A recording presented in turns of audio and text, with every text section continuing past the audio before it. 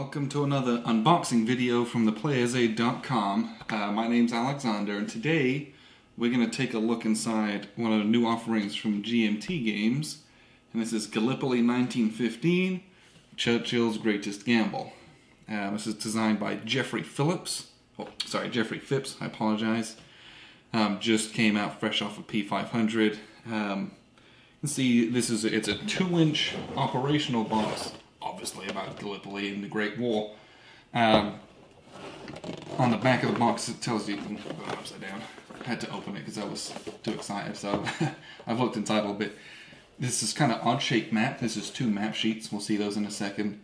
Kind of goes through a little bit about what you can expect from the game.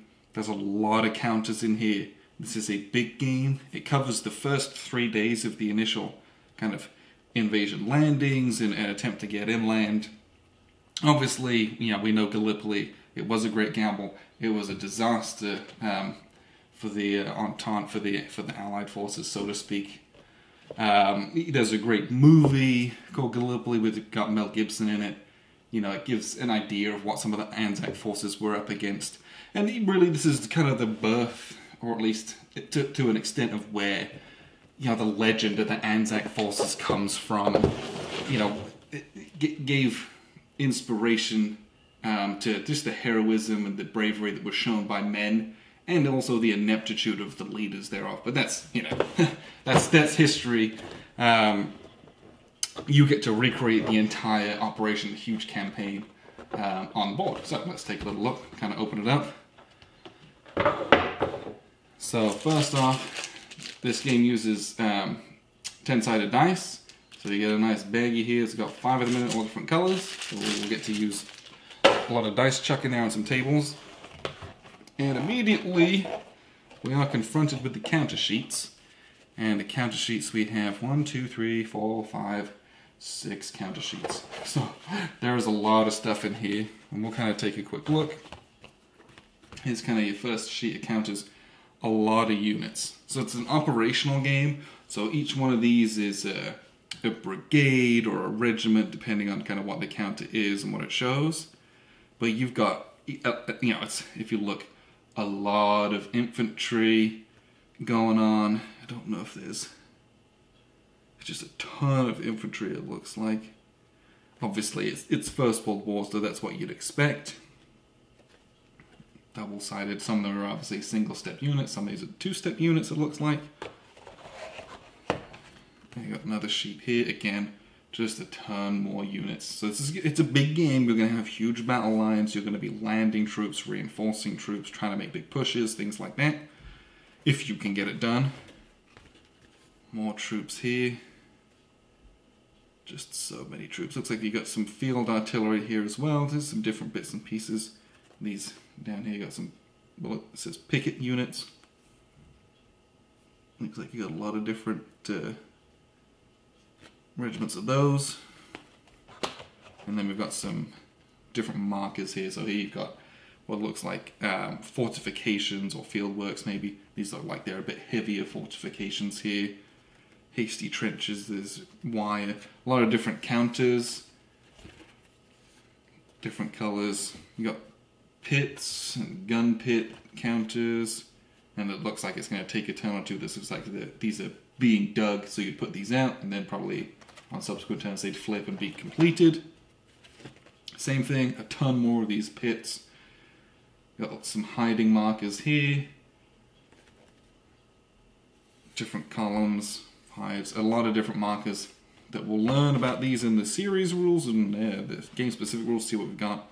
So we have the kind of last of the units here. And some more different markers. So, a lot of stuff on here. These are the kind of thinner counters from games that you'd expect. Like Unconditional Surrender uses these. Combat Commander's kind of the thinner. If you look, it's the kind of, I don't know if we can just get this in focus. It's that white cardboard. It's not the thick, dark grey cardboard that they use in some of the games. So these are nice and light. These are very, very, very. This is the smallest size counter GMT does. I don't want to say. These might be a 4. I'm not going to do it. I don't know the Imperial system, but I know these are very small. That's probably a 6 or 7 centimeter counter. Oh, 6 or 7 millimeter counter, I apologize. But there's a ton of, so a lot of punching, a lot of clipping, a lot of organizing. You do get a real bad use of it. I envision we'll probably need more than that. But there's a lot of stuff. This is not a small game by any means. So this is the Rifle and Spade series rules, and from what I can tell, I believe this is the first game in the Rifle and Spade series. I only say that because we tried to look it up and couldn't find anything else that uses this rule set. So you've got a 40-page, full gloss color series rulebook. This is going to go over just generally movement, counters, organization, stacking, supply, those hiding markers, these are those hiding rules that we looked at. All the different fortifications here with pits and barbed wires, field works. So a lot of different kind of generic rules for the game and for what I assume will be future games. And then we've got the Gallipoli, Churchill's Greatest Gamble. This is the setup and reinforcements. So this is everything for this game. And what was nice, and I did notice this, there's a dedication here to Geoffrey Phipps's his great uncle. He was at Anzac from 9th of September, part of the 25th Battalion AIF, and then also his wife's grandfather, also part of this campaign as well. And he was wounded near Lone Pine, and tells you which hex. So that's really cool. And it's on the hex on the map. We can see kind of just a little bit of personal touch to the game. I really enjoy when you get that kind of aspect. This is basically a lot of different hexes and units and setups for a couple of different scenarios that you can do. So this game is massive if you want to play the full campaign. You can play a couple of short scenarios. This is one of them. This is another one here. But then there's, massive, colossal ones with the whole campaign where you'll set up, some of the units and everything else is going to get brought on. So that's kind of, you can tailor this game to a few different ways that you want. I think there's a few different scenarios that you can do. And the rest of this is all paper and maps. So there's an absolute ton of different plays. I am not going to pretend to know what a lot of these are. But there's just so much stuff here. So we'll kind of take a little look. We'll crack the maps up last because they're beautiful. But all of this paper is a series of charts. So this is the free landing charts and tables, which it looks like you're going to organize your landing forces, and then you'll take losses on those and what those might look like. You've got a separate game records track. So this is going to be your different turns, different bonuses. So it takes place over a series of 4 days. And then you can see this kind of night turn, morning, during the day, back into evening, and back into night. So you'll go through a full day of 4 days of fighting. Extended sequence of play, always happy to have those. Double-sided, a lot of text on here, which is good. And a game this size, that's kind of what I want. Terrain map key. This, if you look on we actually have this right here. The terrain's on here, so you don't necessarily need this. I think this key is exactly printed on the map that we just looked at. This part, I don't see it on there immediately. It might be somewhere else on the map. But that's not, it just kind of gives you an idea of what the different colors mean to do with elevation, but I don't know if that has a game effect or if that's just for fun, for flavor and advice. And then we have a few of these sheets here, and these are various holding boxes. So A, B, C, D, E, F. You got a dead pile, a routed pile. You have us and them boxes. Frankly, I don't know what that is. Okay, this is the game book. So this has a lot of stuff in it. So this is basically the scenario-specific rules for this game. So we had the series rules, there was the setup booklet, and then this is gloss, and this is 36 pages.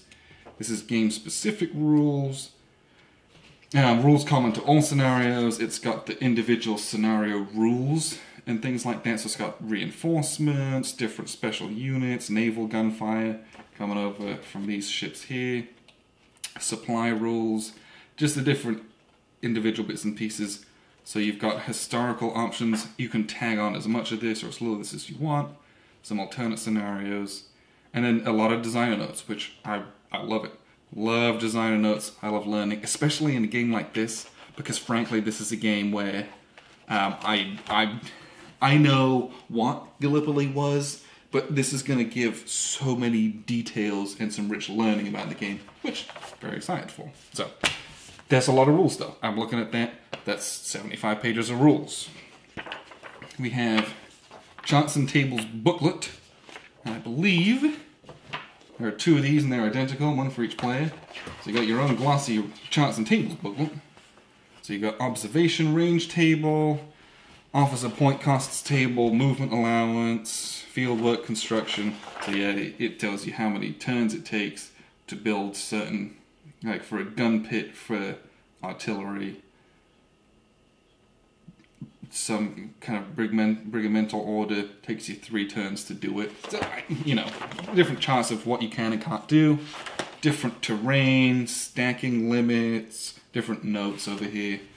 Just a lot of notes, which I'm hoping just assault results table. So you've got a lot of different odds and bits and pieces here, and what's going to happen. That's quite daunting.